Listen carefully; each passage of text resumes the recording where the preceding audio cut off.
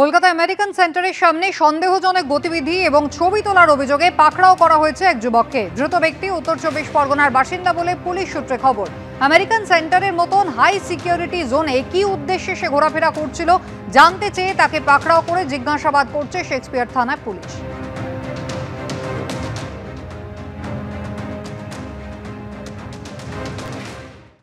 ছাব্বিশের বিধানসভা ভোটের আগে এসআইআর এর কাজ শুরু হয়ে গিয়েছে। এই আবহে ভারতীয় হয়েও চিন্তায় কোচবিহারের সাবেক ছিটমহলের বাসিন্দারা।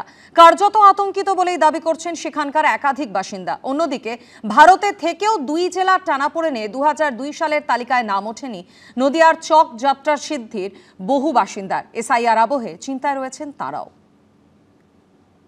আতঙ্কিত আমরা। আমাদের ক্ষেত্রে কি আলাদা করে কোনো নোটিফিকেশন হবে? নাগরিকত্ব হারানো ভয় আর কি, এই একটা মনে একটা আতঙ্ক আর কি। বিধানসভা ভোটের আগে শুরু হয়ে গেছে ভোটার তালিকার বিশেষ সংশোধনের কাজ। এই আবহে ভারতীয় হয়েও চিন্তায় কোচবিহারের সাবেক ছিটমহলের বাসিন্দারা। 2015 সালে ভারত বাংলাদেশের ছিটমহল বিনিময়ের সময় কোচবিহারে থাকা 51টি বাংলাদেশি ছিটমহল এদেশে অন্তর্ভুক্ত হয়। প্রায় 14,000-এর বেশি বাংলাদেশি ছিটমহলে থাকা মানুষ ভারতের নাগরিকত্ব পান। তারপর তৈরি হয় তাদের এদেশের আধার কার্ড, ভোটার কার্ড। 2002 সালের ভোটার তালিকার উপর ভিত্তি করেই এসআইআর হচ্ছে রাজ্যে। স্বাভাবিকভাবেই সেই তালিকায় নাম ছিল না তৎকালীন ছিটমহল দক্ষিণ মশালডাঙ্গার বাসিন্দাদের। এই প্রেক্ষাপটে কার্যত দুশ্চিন্তায় রয়েছেন তারা। এসআইআর ঘোষণা হওয়ার পর থেকেই আতঙ্কে ভারতের ছিটমহলের বাসিন্দারা। 2015 সালের পর তারা ভারতীয় নাগরিকত্ব পেয়েছিলেন, রয়েছিল তাদের ভোটার কার্ড এবং আধার কার্ড। কিন্তু এসআইআরের ক্ষেত্রে 2002 সালের ভোটার তালিকাকেই ভিত্তিবশত ধরা হচ্ছে, যার ফলে সেই তালিকায় তাদের নাম নেই। আর এখানেই চিন্তার কারণ হয়ে দাঁড়িয়েছে ছিটমহলবাসীদের। যদি মূল ভূখণ্ডের মতো আমাদেরকে এসআইআর করা হয় তাহলে আমরা এই ক্ষেত্রে তো কোনো কিছু ডকুমেন্টস দেখাইতেই পারবো না, আমাদের কোনো কিছু নাই। গভর্নমেন্ট আমাদেরকে ভোটার কার্ড দিল, এবার গভর্নমেন্ট বলছে এই ভোটার কার্ড তোমার আসল কিনা তোমরা প্রমাণ করো। আমাদের প্রমাণ করার সাধ্য নেই। 11 লিস্টে যে হলো, দুই দেশের অফিসাররা মিলে যে করলো, অধিকাংশ মানুষ যারা আছে তাদের কিন্তু নামের সঙ্গে বর্তমান ডকুমেন্টসের অনেক মিসম্যাচ আছে। 2015 আমাদের ছিটমহলের লোকেরা ভারতীয় আমরা হইলাম। এখন যে এফআইআর বলতে 2002-এর কাগজ লাগবে। 2002-এর আমরা তোরা তো দিতেই পারবো না। আমাদের কাগজগুলো আমরা 2015 হয়, 15 পরে আর কি। তারপরে আমাদের রেশন কার্ড, ভোটার ফটো, আধার কার্ড এগুলো হইলো। আপনার ডকুমেন্ট তো আমরা দেখাইতে পারবো না। কোনো ডকুমেন্ট না দেখাইতে পারলে উঠাইয়া দিবে এখান থেকে। অন্যদিকে ভারত থেকেও দুই জেলা টানাপোড়েনে 2002 সালের তালিকায় নাম ওঠেনি নদিয়ার চর যাত্রা সিদ্ধির বাসিন্দাদের। আর তার জেরেই এসআইআর আবহে চিন্তায় রয়েছেন 1157 জন ভোটার। 2009 সালে প্রথম ভোটার লিস্টে নাম ওঠে, 2002 সালে নাম নেই। হুগলি, নদিয়া, চাপানুতর। হুগলি বলছে নদিয়ায় তোমরা যাও, আমরা বললাম আমরা হুগলিতে যাব। হুগলি, নদিয়া এমনি করে করে এতদিন আমাদের ভোটে নাম ওঠেনি। আতঙ্কে আমরা পড়ে রয়েছি, কি হবে। কল্যাণী চর যাত্রা সিদ্ধির বাসিন্দাদের দাবি, তারা নদিয়ায় বসবাস করলেও একসময় তাদের কাগজপত্র ছিল হুগলির ঠিকানায়।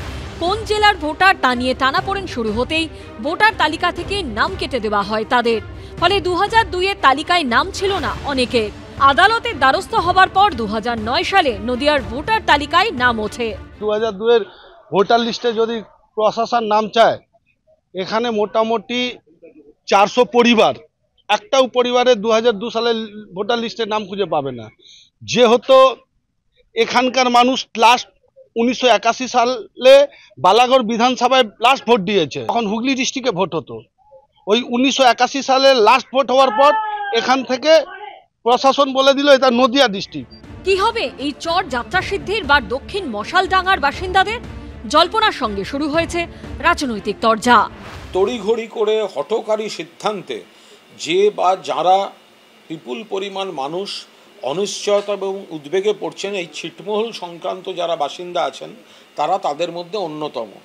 এটা নিশ্চিতভাবে রাজ্য সরকার, প্রশাসন, আমাদের দল গোটা বিষয়টা খতিয়ে দেখছে, পাশে আছে। ছিটমহলবাসীদের ভারতীয় নাগরিকত্ব দিয়েছেন কেন্দ্রীয় সরকার। তৃণমূল কুমিরের কান্না কাঁদছে। যদি ছিটমহলবাসীকে ভোটাধিকার না দেওয়া হয় অথবা নাগরিকত্ব না দেওয়া কেন ছিটমহল বিনিময় হলো, এদের জন্য আমাদের কেন্দ্রীয় সরকার এবং প্রধানমন্ত্রী ভাবছেন। এসআইআর আবহে এই মানুষগুলোর চিন্তা কিছুতেই কমছে না। শুভেন্দু ভট্টাচার্য, সুজিত মণ্ডল ও সৌমিত্র রায়ের রিপোর্ট, এবিপি আনন্দ। এসআইআর আবহে এবার বিজেপি নেতাদের উল্টো করে গাছে ঝুলিয়ে পেটানোর হুঁশিয়ারি দিলেন হারোয়ার তৃণমূল নেতা। কোনো বৈধ ভোটারের নাম বাদ গেলে ছেড়ে কথা বলা হবে না বলেও হুঙ্কার ছাড়লেন তৃণমূলের পঞ্চায়েত সমিতির সহ সভাপতি। পাল্টা চ্যালেঞ্জ এসেছে বিজেপির থেকেও। স্থানীয় যারা বিজেপির নেতারা যদি এখানে ঢোকেন, ঘিরে ধরবেন এদেরকে, বলবে বাবা ঠাকুরদার সার্টিফিকেট নিয়ে তারপর প্রচার করতে আসবেন। বেঁধে রাখবেন গাছে। এসআইআর আবহে বিজেপি নেতাদের গাছে বেঁধে রাখার দাওয়াই আগেই দিয়েছিলেন অভিষেক বন্দ্যোপাধ্যায়। প্রায় একই সুরে গাছে বেঁধে রাখার হুঁশিয়ারি দিয়েছেন বাসন্তীর তৃণমূল বিধায়কও। আমরা কিন্তু তাদেরকে গাছের গায়ে বেঁধে রাখবো।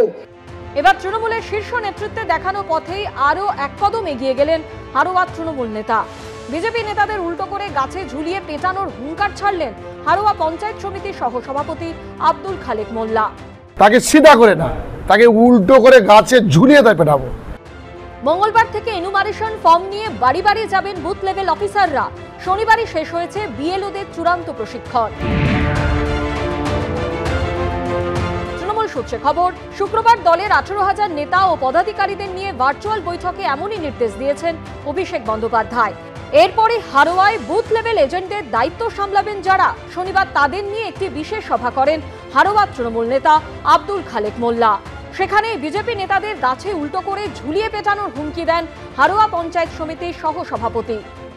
আমাদের ভোটার, বৈধ ভোটারকে যদি বাদ দেয়, আমি আজকে বললাম বিজেপির কোন লিডার যদি এই মোস্তানি করতে আসে, তাকে সিধা করে না, তাকে উল্টো করে গাছে ঝুলিয়ে তাই পেটাবো। বৈধ ভোটারকে, ভারতীয় নাগরিক থেকে যারা রোহিঙ্গা বলে তকমা লাগাবে, তাদেরকে আমরা ছেড়ে কথা বলবো না। তৃণমূল নেতার উদ্দেশ্যে পাল্টা হুঙ্কার এসেছে বিজেপি থেকেও। যখন পঞ্চায়েত সমিতির সভাপতি ছিল, 10 থেকে 12,000 ভুয়ো রেশন কার্ড বানিয়ে রেখেছে এই খালেক মোল্লা। ব্যবস্থা হবে, গাছে উল্টো করে কে কাকে বাঁধাবে, কিভাবে ঝোলাবে, আবার বর্ডার কিভাবে উল্টো করে ফেলা হবে, তার জন্য ভারতীয় জনতা পার্টি, সাধারণ মানুষ, হারোয়ার মানুষ প্রস্তুত আছে। পশ্চিমবঙ্গে এসআইআর প্রক্রিয়া শুরু হতেই পাল্লা দিয়ে বাড়ছে তৃণমূল নেতাদের হুঙ্কার। কোনো বৈধ ভোটারের নাম বাদ গেলে কেউ দিচ্ছেন লন্ডভন্ড করে দেবার হুঁশিয়ারি, কেউ রক্তগঙ্গা বইয়ে দেবার কথা বলছেন, কেউ আবার বিএলওদের বেঁধে রাখার দাবাই দিচ্ছেন। কোন তৃণমূল নেতা আবার হুঁশিয়ারি দিয়েছেন ডিটেনশন ক্যাম্প ঘুরিয়ে দেবার। এখন প্রশ্ন হলো, এসআইআর এর কাজ শুরু হতে না হতেই যদি এরকম হুমকি হুঁশিয়ারি দিতে থাকেন নেতারা, তাহলে ভোটের সময় কি হবে? সমীরণ পালের রিপোর্ট, এবিপি আনন্দ, উত্তর 24 পরগনা।